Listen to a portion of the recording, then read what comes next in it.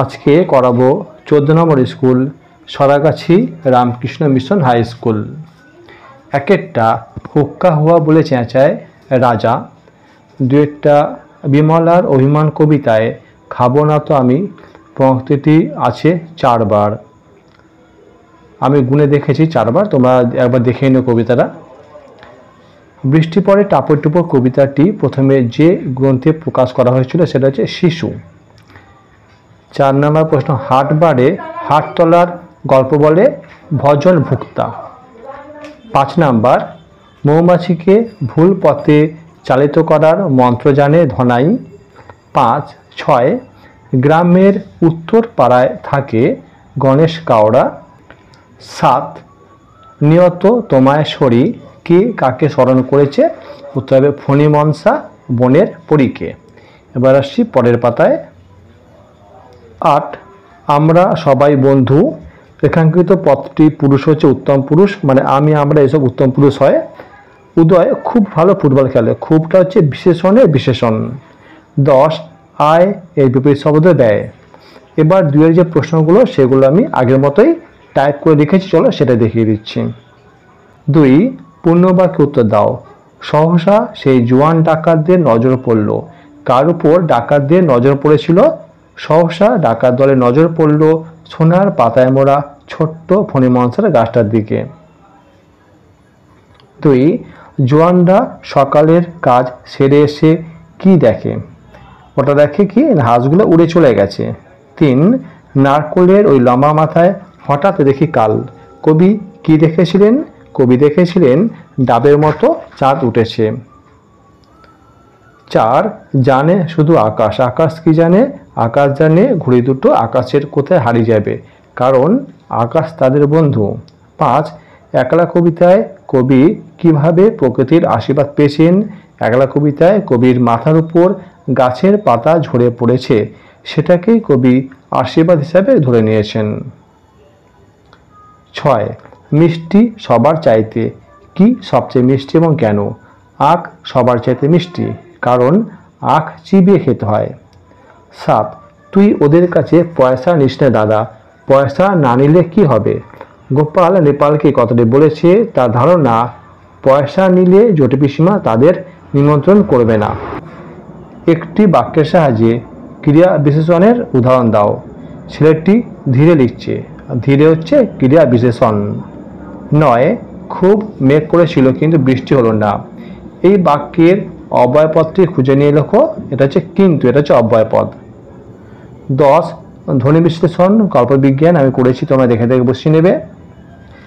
3 এর বড় প্রশ্ন। 1, চুপ থাকাটাও বাজনা বাজায়। চুপ থাকাটা কবির মনে কিভাবে বাজনা বাজায়? চুপ থাকার সময় কবির অন্তরে নীরবতা যেন মনের কোণে খুশির বাজনা বাজায় এবং কবির ঘর বার সব একাকার হয়ে যায়। 2, বৃষ্টি পড়ে টাপর টুপর কবিতায় কবির বারবার কোন গানের কথা মনে পড়েছে? কবিতায় নদীর এপার ও ওপারের দৃশ্য কেমন ছিল? বিশ্বকবি রবীন্দ্রনাথ ঠাকুরের লেখা বৃষ্টি পড়ে টাপর টুপর কবিতায় কবির মনে বৃষ্টি পড়ে টাপর টুপর নদে এলো বান গানের কথা মনে পড়ছে। কবির বর্ণনা অনুযায়ী নদীর এপারে মেঘের মাথায় যেন 100 মানিক জ্বলছে এবং নদীর ওপারে বৃষ্টিতে সব গাছপালা ঝাপসা হয়ে গেছে। 3, ছিটকিনিটা আস্তে খুলে বেরিয়ে গেলাম ঘর। ঘর থেকে বেরিয়ে কবি যা দেখেছেন নিজের ভাষায় লিখতে হবে। তখন সবাই ঘুমোচ্ছে, পাছে শব্দ হলে সবার ঘুম ভেঙে যায়। তাই কবি ছিটকিনিটা আস্তে খুলে ঘর থেকে বেরিয়ে এলেন। বাইরে বেরিয়ে এসে কবির এই শহরকে দেখে মনে হলো ঝিমধরা অবস্থায় মস্ত শহরটি যেন থরথর করে কাঁপছে। মিনারটাকে দেখে কবির মনে হয় কেউ যেন দাঁড়িয়ে আছে। পাথরঘাটার গির্জাটাকে মনে হয় যেন লাল পাথরের ঢেউ।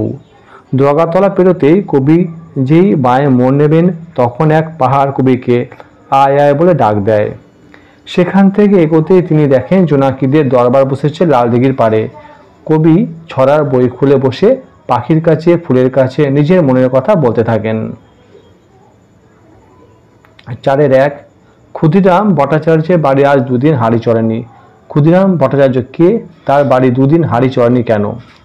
ক্ষুদিরাম ভট্টাচার্য সামান্য আয় গৃহস্থ, জমি জমার সামান্য কিছু আয় এবং 2-4 ঘর শিষ্য যজমানের বাড়ি ঘুরে অতি কষ্টে তার সংসার চলে। এই 15 দিন ধরে চলা ভীষণ বর্ষার কারণে তার ঘরে 2 দিন হাঁড়ি চড়েনি।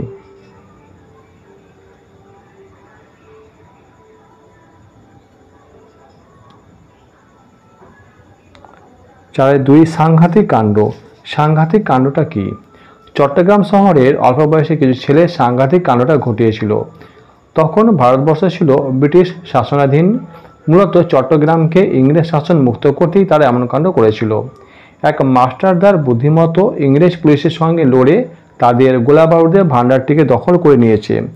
আগুন লাগিয়ে দিয়েছে সে অস্ত্রাগারে, আগুন লাগিয়েছে টেলিফোন আর টেলিগ্রাফের অফিসেও। ট্রেনে করে যে শহরে আসবে তার উপায় নেই। 2 জায়গায় রেলের লাইন ভেঙে ফেলেছে তারা, সেখানে মালগাড়ি উল্টে ট্রেন চলাচল বন্ধ। 4-3 এক সময় এটা ছিল আদিবাসী গ্রাম। আদিবাসী গ্রামটির নাম কি, বর্তমান নাম কি, আর কেন সেই নাম দেওয়া হয়েছে? আদিবাসী গ্রামটার নাম ছিল সালগেরিয়া। এটা মনে রাখবে, এটা মুদ্রা থেকে দেওয়া হয়েছে। গ্রামটির বর্তমান নাম হচ্ছে হাতিঘর। আগেকার দিনে মতিবাবুর পূর্বপুরুষরা হাতি পুষত এবং সেখানে হাতি রাখত, তাই গ্রামটার নাম এরকম দেওয়া হয়েছে। 5-1 খুব শিক্ষা হয়েছে আমার। কার কীভাবে শিক্ষা হয়েছিল? ফণিমনসা বনের পরী গল্পে ফণিমনসা শিক্ষা হয়েছিল। বনের পরী প্রথমে তাকে সোনার পাতায় ভরিয়ে দিয়েছিল, কিন্তু ডাকাত দল সেগুলো নিয়ে চলে যায়। এরপর ফণিমনসার কথা মতো বনের পরী সবুজ পাতায় ফণিমনসাকে ভরিয়ে দিয়েছিল, তখন সেগুলো ছাগলে খেয়ে নিয়েছিল। আবার যখন ফণিমনসা কাঁচের পাতায় ভরিয়ে দিয়েছিল, তখন সেগুলো ঝড়ে ভেঙে পড়ে। এভাবে একের পর এক দুর্যোগের কারণে ফণিমনসা বলেছিল, খুব শিক্ষা হয়েছে আমার। 5-2 প্রথমবার ফণিমনসা কেমন পাতা পেয়েছিল? সেই পাতা পেয়ে তার কি বিপদ হয়েছিল? প্রথমবার ফণিমনসা সোনার পাতা পেয়েছিল। সেই পাতা ডাকাত দলে চোখে পড়ায় তারা সব পাতা পোটলার মধ্যে ভরে নিয়ে চলে গিয়েছিল। 6-1 বচন কাকে বলে? এক বচন ও বহু বচনের একটি উদাহরণ দাও। ব্যাকরণে বিশেষ্য বা সর্বনামের সংখ্যাগত ধারণা প্রকাশের উপায়কে বলে বচন। বাংলা ভাষায় বচন 2 প্রকার, এক বচন ও বহু বচন। এক বচন যে শব্দ দ্বারা কোনো প্রাণী, বস্তু বা ব্যক্তির একটি মাত্র সংখ্যার ধারণা হয় তাকে এক বচন বলে। যেমন সে এলো, মেয়েটি স্কুলে যায়নি, ডাক দেওয়াগুলো এক বচন, ঠিক আছে, সে এবং মেয়েটি। বহু বচন যে শব্দ দ্বারা কোনো প্রাণী, বস্তু বা ব্যক্তির একের অধিক অর্থাৎ বহু সংখ্যার ধারণা হয় তাকে বহু বচন বলে। যেমন তারা গেল, মেয়েরা এখন আসেনি। তারা এবং মেয়েরা, এটা হচ্ছে বহু বচন। 6 সকর্মক এবং অকর্মক ক্রিয়ার উদাহরণসহ পার্থক্য লেখো। সকর্মক ক্রিয়ার জন্য একটি কর্ম প্রয়োজন। যেন বলেছি সকর্মক মানে কর্ম থাকবে। সে বই পড়ে, এখানে বইটা হচ্ছে কর্ম। আর অকর্মক ক্রিয়ার জন্য কোনো কর্মের প্রয়োজন নেই। যেমন শিশুটি হাসছে, কি হাসছে হবে না, এখানে কর্ম নেই, এই জন্য। এবার হচ্ছে 6 সন্ধি বিচ্ছেদ। উচ্ছ্বাস, উৎ যুক্ত শ্বাস, শান্ত, শাম যুক্ত ত। বিপরীত দীর্ঘ, হস্য, তোমরা পড়েছ হস্য দীর্ঘই এরকম, হস্য দীর্ঘ। অনুকূল, প্রতিকূল, নবীন, প্রবীণ। পথ পরিবর্তন, বন, বনানী, বিশ্বাস, অবিশ্বাস, দুঃখ, সুখ।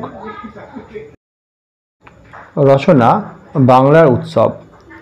একটা কথা প্রায় শোনা যায়, বাংলার 12 মাসে 13 পার্বণ। যদিও তা 13 পার্বণ বা উৎসব মোটেও নয়। বাঙালি তাদের উৎসবে সবাইকে যোগ দিতে আহ্বান জানায়। তারা এই মহান কথাটি মনে প্রাণে মেনে চলে। ধর্ম যার যার, বাংলা উৎসব হলো সবার।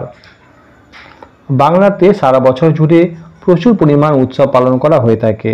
সমগ্র বাংলার উৎসবগুলিকে কিছু ভাগে ভাগ করা হয়, যেমন সামাজিক উৎসব, ধর্মীয় উৎসব, পারিবারিক উৎসব, সাংস্কৃতিক উৎসব, জাতীয় উৎসব, আঞ্চলিক উৎসব, ঋতুকেন্দ্রিক উৎসব। সামাজিক উৎসব হলো, এখানে দাঁড়িয়ে হবে,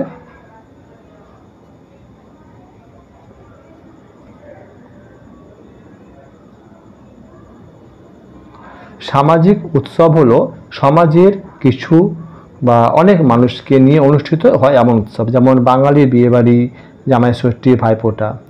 জাতীয় উৎসবগুলো হলো যেমন প্রজাতন্ত্র দিবস উদযাপন, স্বাধীনতা দিবস উদযাপন, রাখি বন্ধন, হোলি উৎসব ইত্যাদি। মানুষ হলো একটি সামাজিক জীব। সমাজে বিভিন্ন ধর্মের, বিভিন্ন ভাষাভাষীর, আবার আর্থিকভাবে বিভিন্ন মাপকাঠির মানুষ বাস করে।